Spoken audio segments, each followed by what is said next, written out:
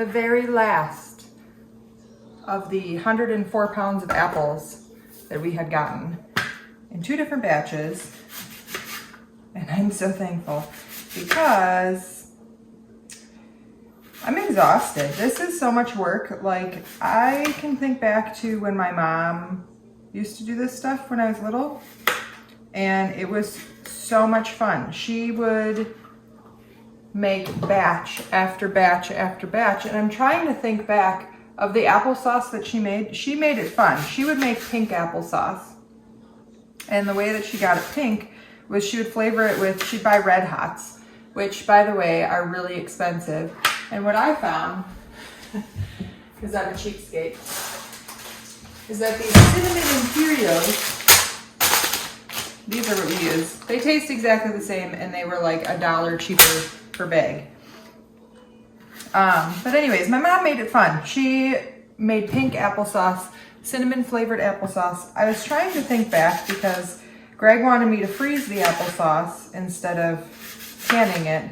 And I said, we don't have freezer space. First of all, this year we have purchased 3 freezers because we had never done, well, I mean, not never, but we hadn't been regularly processing broiler chickens, and we've never done turkeys before. So all of those are taking up 3 freezers, 1 of which we had and 2 which we purchased. And then we butchered 2 pigs. So we have gotten back Brad and Ice Cream Boy. They're delicious. I'll show you a picture of the meat here. So we've got them in a new freezer that we purchased. And when we went and picked up the 2 pigs, the person at the butcher shop said, hey, I know you wanted to be on the wait list for processing a steer or a cow. Is 2 weeks too early, which, by the way, 2 weeks is now next week because I don't know where this month is going. I'm trying to get these in to cook down. In my water bath canner over here, I think I have 6 quarts of applesauce that are trying to get up to a boil. I'm just trying to clear my counter off because we found somebody that tonight told us we could come and pick pears from their house. And it's for free. So they have taken everything that they wanted and they don't want to see it go to waste. So we're gonna go do that, and I'm not sure what I'm gonna make with that. Probably I'll try to, depending on how firm the pears are, I might try to can more pear slices. And I think when I'm done here, I'm gonna probably pack up and head to town. We've got so much stuff to do, but I haven't had any time to do it. Yesterday we did Ruby's Pantry, which I'll have to do, find time to edit that video. We picked up pig feed because we were almost out of that. I had to take a kid to a doctor's appointment for migraines, which isn't fun. But anyways, it's just been constant. This is my last apple. These 4 apples down here, these little guys, are ones that came off of our tree this year. They are the only ones that survived. The rest of them had bugs and fell off the tree, so we gave those to our animals. The whole apples, either, if they have bugs in them or whatever, either go to the chickens or to the pigs, and they also love them. So nothing really goes to waste here. It's great. Let me wash my hands.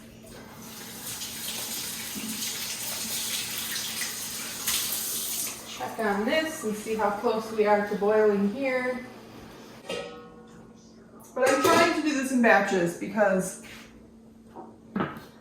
doing a project and then cleaning everything up and then several hours later getting that exact same equipment back out to decide that you wanted to do something else again is kind of frustrating because all of this stuff has to be washed by hand. So I'm kind of cheating. I did a batch in here, processed it over here, and I'm just covering things because I don't want flies to get in them. and then we'll just reuse it. So I'm just kind of cheating because I don't want to be in the kitchen all day long today. I want to get to town. I want to get my things done. We'll see what happens.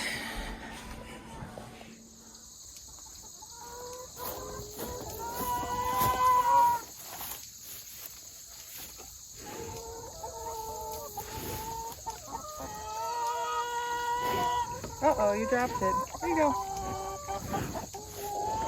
Oh, yeah. You're having troubles. Why are you doing this? Come here, cookie.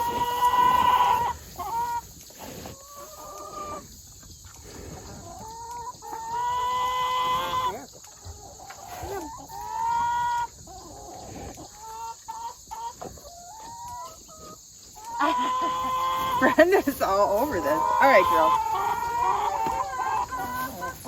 There you go. I don't really like the bees by me. Hi, pigs.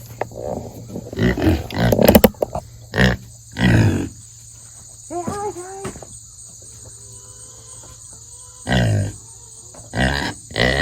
You know, there are treats to be had. He's hungry. Back up.